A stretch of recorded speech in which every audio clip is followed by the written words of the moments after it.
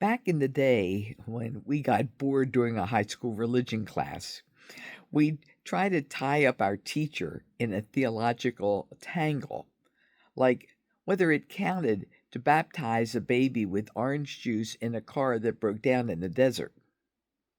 With luck, we could kill the whole class period.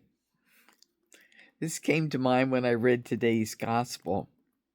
In it, the Sadducees try to trap Jesus by asking me who a woman is married to after death when she's had more than one husband. Unlike some of my more hapless teachers, Jesus sidesteps the nonsense. He, in effect, tells them that their question is irrelevant to God. And he is not God of the dead, Jesus said, but of the living, for to him all are alive. Your point is moot, he'd say, because people are alive after death. Bravo, Jesus. The Sadducees aren't the only ones who've expected God to judge people's adherence to their rules.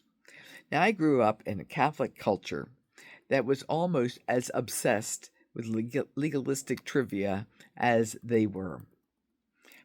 If you were distracted during the priest's communion, easy to do back then when his back was turned to you, the question was, had you missed Mass?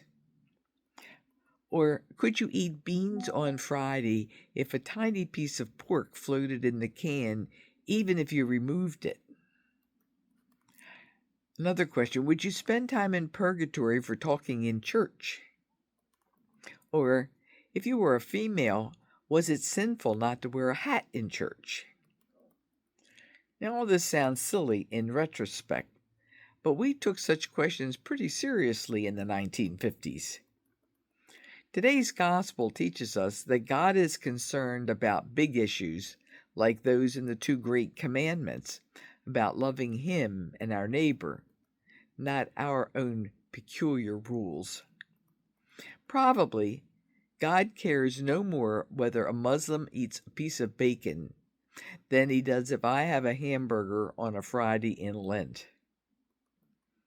When I picture God judging me, I hope He doesn't nail me for all my garden variety faults. Yes, I have gossiped.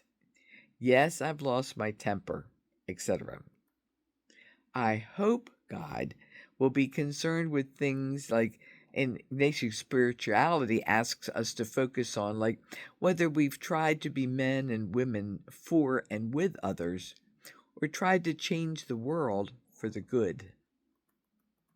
Today, Jesus asks us to consider if we're asking the right questions so that our concerns align more closely with God's.